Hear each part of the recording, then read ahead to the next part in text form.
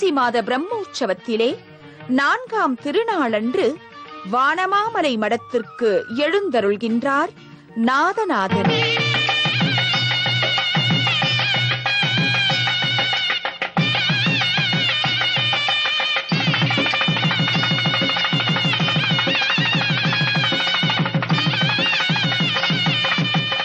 வானமாமலை மடத்தின் முதல் ஜீயரான பொன்னடிக்கால் ஜீயரும் எம்பெருமானை எதிர்கொண்டு வரவேற்று நிற்க மஞ்சனமாட மகிழ்ந்து நிற்கிறான் செண்பகவள்ளி ஜெகந்நாதன்.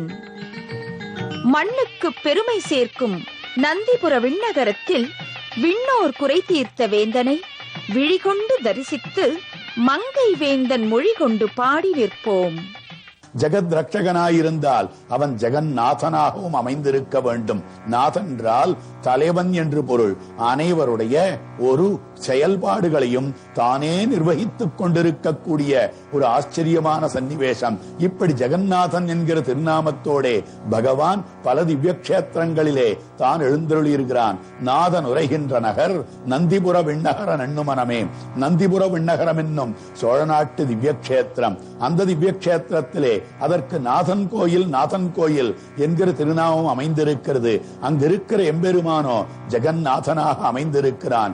இந்த திவ்ய கஷேத்திரத்துக்கு திருமங்கையாழ்வாருடைய பாசுரமே மிகவும் அழகான சந்தத்திலே அமைந்திருக்கக்கூடிய பாசுரங்கள். தீதரு நிலத்தினொடரிகாலினொடு நீர்கள் விசும்பும் அவையா, மாசரு மனத்தினொடுறக்கமுடிறக்கம் அவையாய பெருமான், தாய்சர உழைந்து தயிருண்டு குடமாடி தடமாறுவர் தகசேர், நாதன் உரைகின்ற நகர் நந்திபுர விண்ணகர நண்ணுமனமே என்று இப்படிப்பட்ட சந்தங்களிலே 10 பாசுரங்களிலே இந்த எம்பெருமானை ஜெகந்நாதனான எம்பெருமானை அனுபவித்திருக்கிறார். இந்த திவ்ய கஷேத்திரமோ வானமாமலை மடத்தினுடைய நாங்குநேரியிலே தலைமைப்பீடமாக சிறீவர மங்கல நகர் என்னும்படியான அந்த திவ்ய கஷேத்திரத்தை தலைமைப்பீடமாக கொண்டிருக்கக்கூடிய வானமாமலை மடத்தினுடைய ஆதீனத்திலே அமைந்திருக்கிறது. இந்த நாதன் கோயிலிலேயும் கூட வானமாமலை மடம் அதனுடைய கிளையானது அமைந்திருக்கிறது. அங்கும் கூட ஒன்றான வானமாமலை ஜீயர் சுவாமி ஆசேது ஹிமாச்சலம் தமிழ்ப்பாசுரங்களை பரவச் செய்தவர்.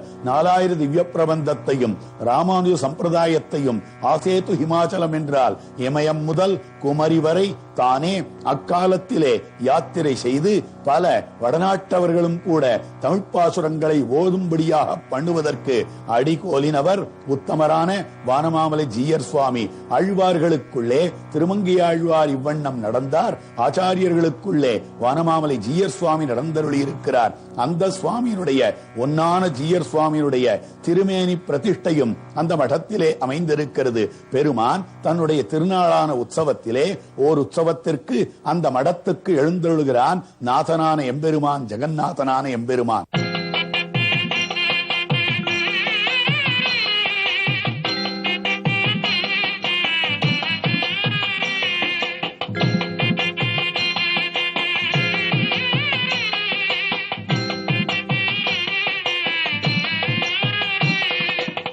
உம்பர் உலகேழும் கடலேழும் மலையேழும் முன்னாள் தன் பொன் வயிறார உண்டு உமிழ்ந்த எம்பெருமான் ஜெகந்நாதன் உறையுமிடம் நந்திபுர விண்ணகரம்.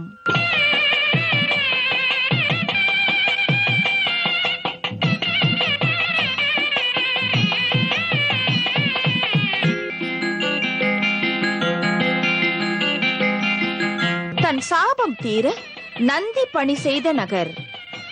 செண்பக ஆரண்யத்திலே கோவில் கொண்ட ஜெகந்நாதனே கண்ணனாய் தோன்றி தயிருண்டு குடமாடி கூத்தாடி நின்றான் என்கிறார் குறையிலூர் வேந்தன்.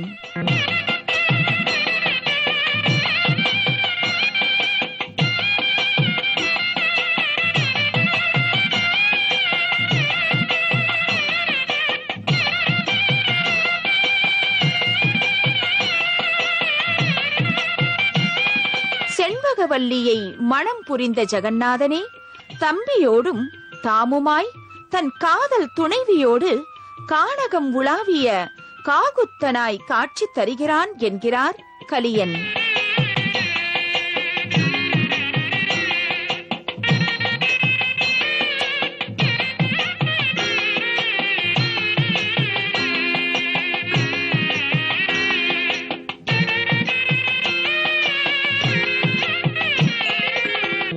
வீரர்கள் சுகந்த மலர் கொண்டு தொழுது நின்ற ஜெகந்நாதனின் நீராட்டத்திலே புனர்பூசத்தில் அவதரித்த பொன்னடிக்கால் ஜீயரோடு கலந்து நாமும் தொழுது மகிழ்கிறோம்.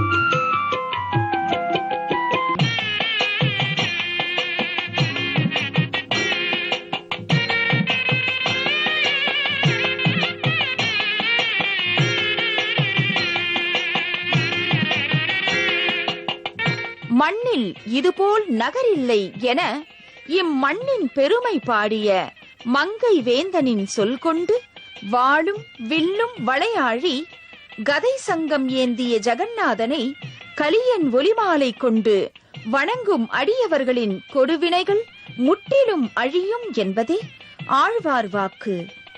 கலி முற்றும் போது உண்டாகும் ஆழி பேரலையின் துன்பத்தில் இருந்து ஆளின் நிலையின் மேல் பாலகனாய் தோன்றி இவ்வையகம் காக்கும் பெருமாளே இவன். இதையே ஆளிலை துயின்ற புண்டரீகன் என்கிறார் திருமழிசையாழ்வார். அன்றிரவு பெரிய திருவடியின் மேல் வீற்றிருந்து பேரருள் செய்யும் ஜெகந்நாதனை வழிபட்டு நிற்கிறோம்.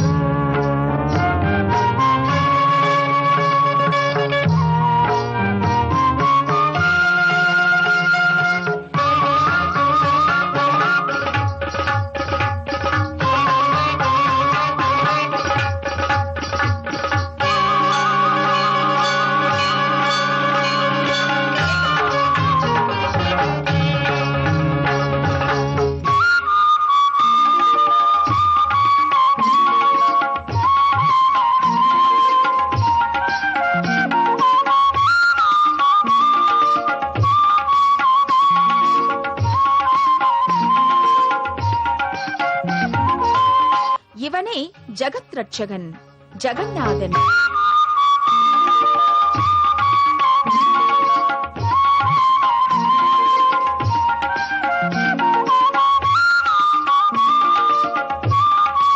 பக்திசாரன் பக்தியுடன் தொழுத ஜெகந்நாதனை தொண்டை நாட்டு திருமழிசையிலும் தரிசித்து பாண்டிய நாட்டு திருப்புல்லானியிலும் தரிசனம் காண்கிறோம். இந்த எம்பெருமானே வட இந்தியாவில் பூரி என்னும் திருத்தலத்திலே சுபத்ரை பலபத்ரனோடு ஜெகந்நாதனாய் உரைகின்றான்.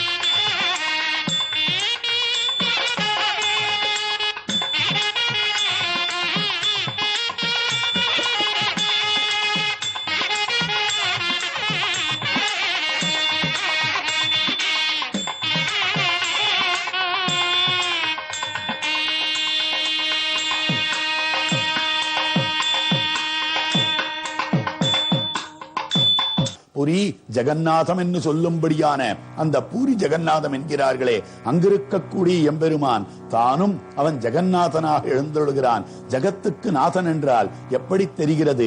ஆலந்தளிரிலே சமுத்திரத்திலே சயனித்துக் கொண்டு அனைத்துலகையும் அடக்கிக் கொண்டு ரட்சித்துக் கொண்டிருக்கிறான். ஆகவே இவனே ஜெகநாதன், இவனே ஜெகநாதன் தெரிகிறது. அதே எம்பெருமான் தான் 12 வருடங்களுக்கு முன் ஒரு முறையாக தான் சமுத்திரத்திலே தாருவா சிலையாக ஒரு கட்டையாக எழுந்தருள அவனே சந்நிதியிலே பிரதிஷ்ட பண்ணப்படுகிறான். அந்த எம்பெருமானே அவன்தான். ஆகவே உலகத்தை காக்கக்கூடிய ஆளிலிச் சேர்ந்த எம்பெருமானும் சமுத்திர ஜலத்திலே பிரளய ஜலத்திலே தான் எழுந்தொழுகிறான். அதே போல பூரி ஜெகநாதத்திலே இருக்கக்கூடிய அந்த எம்பெருமானும் சமுத்திரத்திலே எழுந்தொழுகிறான். ஆக இருவருமே ஜெகநாதர்களாக அமைந்திருக்கிறார்கள். இப்படி ஜெகத்தை தங்களுக்கு வசப்படுத்திக் கொண்டு அந்த ஜெகத்துக்கு தலைவர்களாய் இருக்கக்கூடிய ஜெகத் ரட்சகர்களாய் இருக்கக்கூடிய அந்த பகவானுடைய ஆச்சரியமான அனுபவத்தை நாம் இப்பொழுது இந்த ஆழ்வார்கள் தரிசனத்திலே அற்புதமாக அனுபவித்துக் கொண்டிருக்கிறோம். வைகாசி விசாக நன்னாள் முதற்கொண்டு பிரம்மோற்சவம் காணும் நந்திபுர ஜெகநாதனை கருடன் தாண்டி வர கண்குளிர கண்டு மகிழ்ந்த நாம் அந்த கருடன் செய்து வைத்த கல்யாண மகோற்சவத்தை வருகின்ற நவராத்திரி நன்னாளிலே திருவரையூரில் காண்போம். அதுவரை இந்த வையகத்து மாந்தர் வளமுடன் வாழ வழிவகை செய்த ஆழ்வார்கள் வழி நின்று வையம் காத்த பெருமாளை வாழ்த்தி பாடி நிற்போம். தரிசனம் காண வாருங்கள் ஆழ்வார்கள், தரிசனம் காண வாருங்கள்.